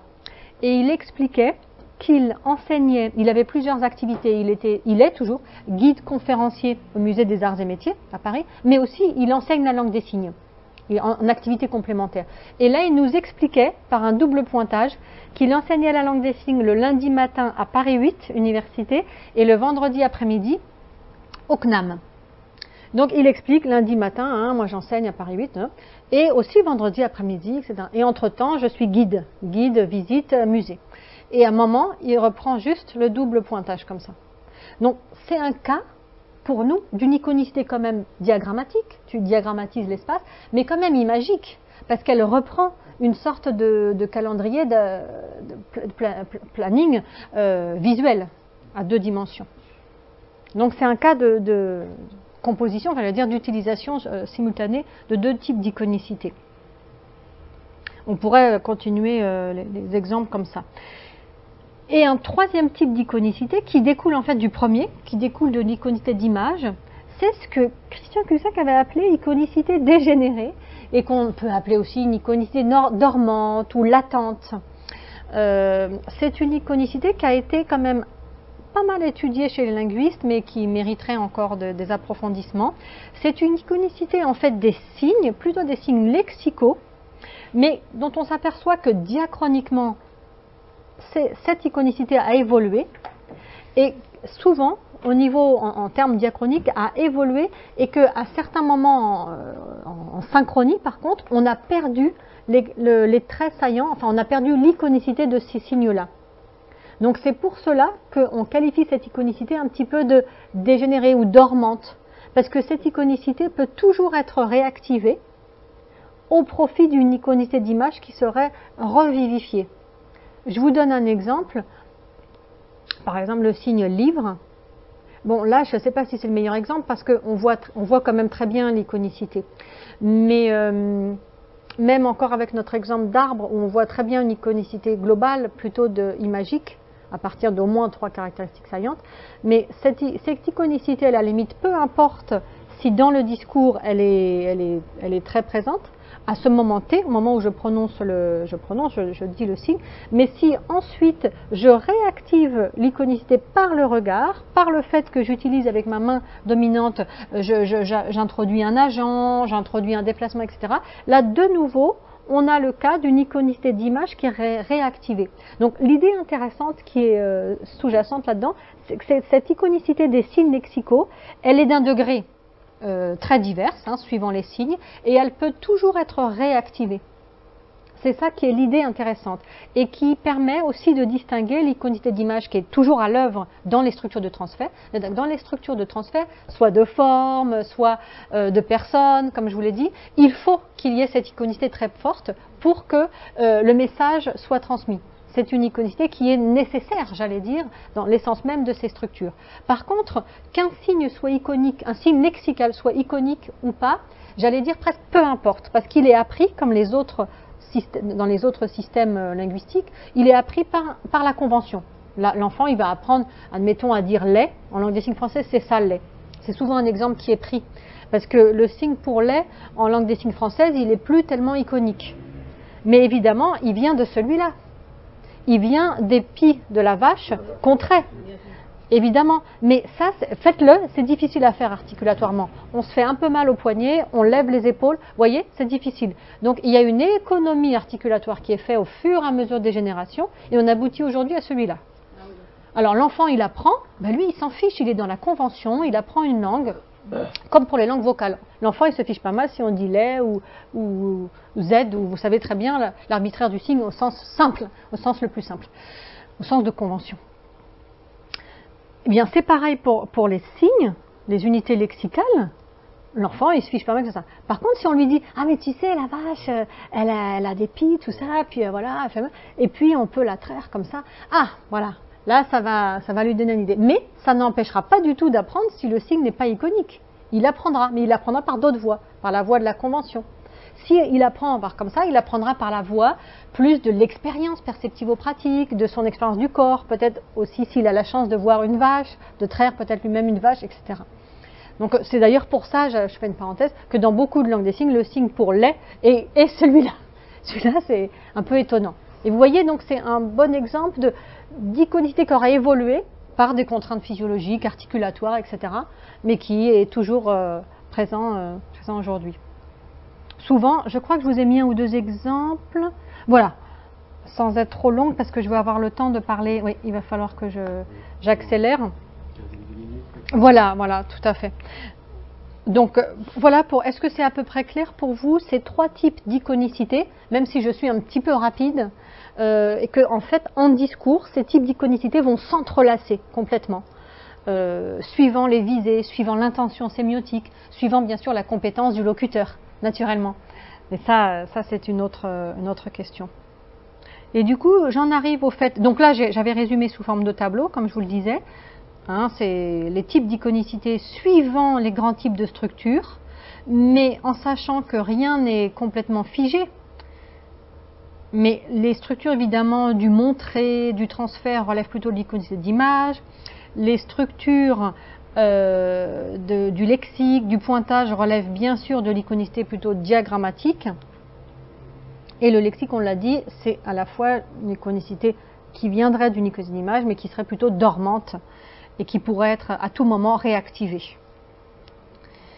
Donc j'en arrive, là je passe ces exemples-là en LSF, puisqu'on va voir les mêmes exemples, mais dans différentes langues des signes, puisque c'était un petit peu les questions que vous aviez aussi. Alors c'est vrai que depuis un certain nombre d'années, je m'intéresse, comme je vous disais, à différentes langues des signes, pas seulement à la LSF. Et aujourd'hui, on a constitué un corpus dans 11 langues des signes, et puis petit à petit, avec des étudiants qui arrivent, des doctorants, des chercheurs qui arrivent, on constitue des corpus dans ces différentes langues des signes. Alors c'est vrai que l'hypothèse importante de Christian Cuxac et de notre équipe, c'est de considérer qu'il y aurait un noyau structural commun des langues des signes qui serait très très iconique, et que suivant les histoires institutionnelles de ces langues, suivant bien sûr les compétences des locuteurs, les langues des signes garderaient aujourd'hui plus ou moins d'iconicité dans leur lexique, plus ou moins d'iconicité aussi dans leur structure de transfert, de prise de rôle, etc. Ce qu'on observe en tout cas, c'est qu'il y a beaucoup de ressemblances entre les langues des signes, mais il y a aussi de grandes différences entre les unités lexicales. C'est pour cela que on fait référence à ces trois iconicités, l'iconicité dégénérée ou dormante qui affecte plus le lexique, et donc les différentes langues des signes du monde, et l'iconicité d'image qui affecterait donc plus des structures de transfert, et là où on voit que ces structures-là sont très semblables d'une langue des signes à l'autre. Comme je vous disais, on a essayé de constituer des corpus où les locuteurs sont filmés à peu près dans les mêmes conditions, enfin c'est pas à peu près, dans les mêmes conditions d'expérimentation. J'ai mis là 5 locuteurs sourds adultes filmés dans les mêmes conditions expérimentales. On en a plus que 5 locuteurs, mais pour certaines langues des signes, on a peu de locuteurs. Donc voilà, suivant les langues, suivant les situations. Actuellement, il y a un doctorant sourd qui prépare sa thèse à Paris 8, qui est de Roumanie.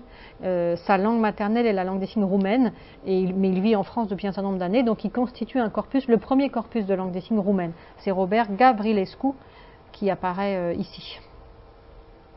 Et c'est pareil pour d'autres langues des signes. Soit ce sont des collègues qui nous envoient des corpus parce que nous échangeons entre nous les corpus, les méthodologies. Du coup, on est dans une méthodologie d'échange des données, de respect des locuteurs. Donc, comme je vous le montrais tout à l'heure, après on annote les corpus avec le même type de schéma d'annotation et le même logiciel. Comme ça, encore une fois, on peut comparer nos annotations. Et donc voilà, ça permet d'avoir des données comparables. Voilà, je me répète un petit peu. Et donc là, dans une étude qu'on avait faite avec Robert Gavrilescu justement, et avec un collègue italien, avec plusieurs collègues, en 2016, là on avait comparé dans un premier temps la répartition des unités dans 7 langues des signes, pas dans les 11. Parce que suivant les types de recherches qu'on a faites, on n'a pas les 11 en même temps, on a des fois 5 langues des signes, 7 langues des signes. Bon, petit à petit, vous imaginez bien que ces recherches prennent beaucoup de temps, les annotations prennent beaucoup de temps, bien sûr de filmer aussi le locuteur. Donc petit à petit, on enrichit notre base de données. Et ce qu'on a vu, notamment pour l'analyse d'un même récit, chez les locuteurs des 7 langues des signes, c'est d'abord que la durée des récits, donc le nombre d'unités par récit, était très très variable d'un locuteur à l'autre. Ensuite, on a regardé les grands types d'unités dont je parlais tout à l'heure, les unités lexicales, les principaux transferts, les pointages également, et là j'ai pas la dactylologie parce que les locuteurs ne faisaient pas d'unité dactylologique. Et le point d'interrogation désigne les unités qui n'étaient pas compréhensibles par nous, qui échappaient à notre analyse. Donc on voit ce qui se distingue. Je peux montrer peut-être le même tableau mais sous forme de graphique, ce sera plus visible. Ce qu'on voit, vous voyez, les couleurs représentent les langues des signes, LSF, langue des signes italienne, langue des signes de Belgique, Belgique flamande, excusez-moi, DGS, langue des signes allemande, Libras, langue des signes brésilienne, LSCH, langue des signes chilienne, et SASL, langue des signes d'Afrique du Sud. Ce qu'on voit, vous voyez, qui se distingue, ce qui est saillant, c'est que les unités lexicales, dont on parle longuement depuis tout à l'heure, représentent la catégorie la plus utilisée chez les locuteurs de beaucoup de langues des signes. En revanche, la deuxième catégorie la plus utilisée sont les transferts personnels, c'est-à-dire les prises de rôle, quand le locuteur entre complètement dans la peau de son personnage. Et en train, comme tout à l'heure avec l'exemple de la maman, ou l'exemple du cheval qui saute par-dessus une barrière, ou l'exemple du chat qui s'avance tout doucement, etc. Donc de rentrer complètement dans la peau de son personnage. Donc, mais il faut bien sûr être très prudent avec ces données, puisque là il s'agit de narration. Là on est dans le cadre de narration. Donc évidemment, il n'est pas surprenant de trouver un pourcentage important de prise de rôle, de ce qu'on appelle nous transfert personnel, prise de rôle. Quand on va être dans un autre genre discursif, on aura toujours une forte représentation du lexique, évidemment, on aura un petit peu moins de prise de rôle. On en aura quand même, mais on en aura un petit peu moins. Mais là donc c'est dans un cadre narratif. On a beaucoup donc de transferts personnels. On a aussi des transferts personnels avec du discours rapporté, qui sont aussi des cas particuliers de dire dans du dire. On a toutes sortes de transferts que je ne détaille pas aujourd'hui, mais qui donc reflètent une iconicité d'image assez forte. Et on a un petit pourcentage quand même de l'ordre de 5%, 3%, voire 10% dans la langue des signes, dans certaines langues des signes, de pointage, système de pointage, qui réfère lui donc plutôt à une iconicité de type diagrammatique, comme je le disais tout à l'heure. Donc vous voyez, ce qui était intéressant pour nous ici, c'était de faire des premières comparaisons entre langue des signes pour un même récit, de voir les tendances. Est-ce qu'il se dégageait ou pas des tendances? Donc il y en a quand même qui se dégagent, les grands types d'unités, le lexique, les transferts personnels, etc. Mais il y a quand même une grande variabilité suivant les langues des signes. Vous voyez, en LSF, par exemple, finalement, il y a 23% d'unités lexicales, hein, c'est en jaune, et par contre, beaucoup de transferts personnels, et les proportions s'inversent, par exemple, pour la langue des signes VGT, la langue des signes belge, mais belge flamande. Mais, comme on est sur un tout petit nombre de locuteurs, bien sûr, ce sont des tendances, il n'y a pas à faire de généralité. Mais ce qui était très intéressant, au-delà des pourcentages bruts comme ça, ce qui était très intéressant pour nous, figurez-vous, c'était de voir que tous les locuteurs faisaient toutes les structures. Parce que, en fait, ces structures-là, transfert, personnel, situationnel, etc., étaient des structures, des catégories, hein, des classes, hein, si vous voulez, proposées par Crucian-Cuxac et ensuite approfondies par moi-même, par d'autres, qui proposaient des nouvelles catégories. Mais c'était des catégories au départ pour la LSF qu'on étudiait. Mais on n'était pas sûr de les trouver dans les autres langues des signes. Bien sûr, on avait une intuition, on observait, mais de manière scientifique, on n'était pas sûr. Donc il n'y avait qu'un seul moyen, enfin plusieurs moyens, mais un moyen scientifique était de faire des corpus comparables, avec le même stimulus, les mêmes images, etc., et de voir si les locuteurs d'une langue des signes à l'autre produisaient ces structures-là. Donc ça, c'était assez intéressant de voir pour nous, notamment des structures un peu plus compliquées qu'on appelle les doubles transferts, mais dont on parlait tout à l'heure. Double transfert, c'est quand il y a deux références simultanées. Donc c'est ce dont on parlait tout à l'heure. Donc ça, on n'était pas sûr de le trouver dans les différentes langues des signes. Force est de constater qu'on le trouve en petit pourcentage, bien sûr, mais on le trouve partout. En tout cas, dans ces 7 langues des signes. Donc ça, c'est des éléments intéressants. Maintenant, passons à quelques exemples pour être un peu plus illustratif. Vous voyez, en langue des signes brésilienne et en langue des signes française, les locuteurs font à peu près la même chose pour quand le cheval saute par-dessus la barrière. Vous voyez un petit peu cette iconicité, donc du coup d'image, hein, on voit très bien alors là c'est pas tout à fait exact en fait. Le locuteur de gauche, le brésilien, n'est pas tout à fait en train de faire la barrière en fait, mais en fait, donc les deux locuteurs, vous voyez bien par leur main droite, font le fait de sauter, hein, leur main dominante, hein, c'est le cheval qui saute. Par contre, pour être tout à fait exact dans les données, le locuteur brésilien représente en fait par sa main dominée plutôt le support, plutôt le sol si on veut. Il n'est pas tout à fait en train de représenter la barrière, alors que le locuteur français le représente la barrière. Donc sur cet exemple-là, c'est pas exactement une analogie complète, totale, mais on voit quand même une certaine ressemblance. Puis c'est peut-être pas forcément un meilleur exemple. Dans le cas de prise de rôle complète, de transfert personnel complète, on voit vraiment une similitude très très forte. Là j'ai pris 3 exemples, mais je pourrais en prendre 7 ou 12, entre ce qui se passe entre la langue des signes française, italienne, d'Afrique du Sud. Évidemment, quand le cheval galope, les locutrices là incarnent le cheval et font une petite moue un petit peu. Elles font la même moue toutes les 3, vous voyez les lèvres qui avancent. Plutôt une moue heureuse parce que le cheval est content au début du récit, comme ça. Un petit sourire, une moue avec les lèvres qui avancent et le corps est totalement investi dans l'action de galoper. La seule chose qui diffère chez certaines locutrices, c'est éventuellement la configuration manuelle. En langue des signes française, ça va être le poing pour les sabots. Mais voyez, en Afrique du Sud, ça va souvent être tout simplement cette configuration-là. C'est des petits paramètres comme ça qui changent, mais la posture corporelle, j'allais dire la globalité du mouvement et de la structure est la même. Donc on arrive à se comprendre. Absolument. Absolument. C'est pareil, il a un exemple de double transfert. Donc c'est l'exemple dans lequel c'est la vache qui est en train de bander la patte du cheval. Donc ça veut dire qu'il y a 2 référents. Je peux raconter l'histoire en 2 mots. C'est vrai, pardon. J'ai oublié, je suis vraiment désolée. C'est l'histoire j'aurais dû vous montrer les images. C'est l'histoire d'un cheval qui est dans un champ et il y a une barrière qui le sépare de la vache. Et en fait, il veut sauter par-dessus la barrière pour rencontrer la vache, qui est son amie. Voilà, c'est une histoire très simple qu'on propose à des enfants ou à des apprenants ou à des locuteurs langue 2. Voilà. Donc, Et voilà, et donc le cheval est blessé parce qu'il saute par-dessus la barrière, mais il tombe. Et donc c'est la vache qui va l'aider.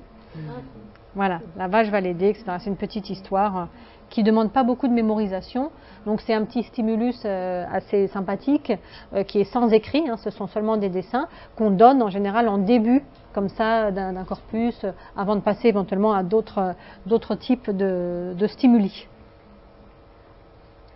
Et donc là, les arrêts sur image portent sur la fin du récit où c'est la vache qui est en train de bander la patte du cheval. Donc là, il y a deux référents qui doivent être exprimés simultanément.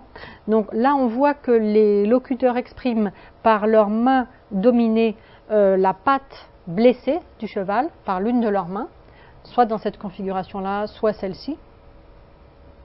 Tandis que la main dominante, la main principale, exprime la patte de la vache qui tourne autour de la patte du cheval blessé, qui bande. Voilà. Et on voit dans les différentes langues des signes, effectivement, que les locuteurs s'y prennent de la même manière. Alors, tous les locuteurs ne font pas ça. Certains locuteurs donc font ça, beaucoup d'entre eux, mais il y en a qui n'ont pas recours à la simultanéité des deux agents.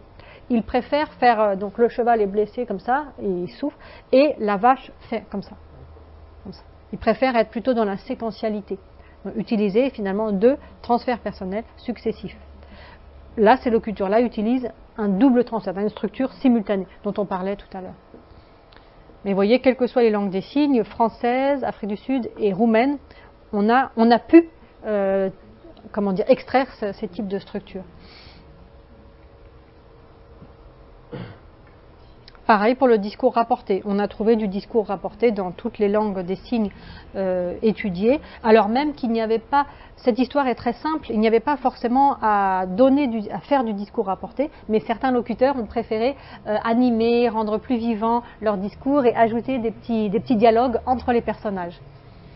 Donc c'est un choix stylistique là. Voilà, donc pour conclure, effectivement, on dit comme on a dit tout à l'heure qu'il y a des grandes classes de catégories dans les langues des signes, des grandes classes de structures, et qui se retrouvent dans toutes les langues des signes étudiées. Donc les transferts se retrouvent énormément, vous avez vu le graphique. Le lexique, et là c'est ça qui varie le plus d'une langue des signes à l'autre, c'est le lexique. Alors que les transferts sont extrêmement proches d'une langue des signes à l'autre, c'est le lexique qui est très variable. La dactylologie est variable aussi, suivant l'alphabet de la langue vocale correspondante. Mais ce qui est intéressant, donc, c'est de voir que les composants, les fameux 8 paramètres, sont les mêmes d'une langue des signes à l'autre. Après, voilà, je peux m'arrêter ici et conclure. Voilà, donc je vous remercie beaucoup de votre attention et de vos questions. Merci.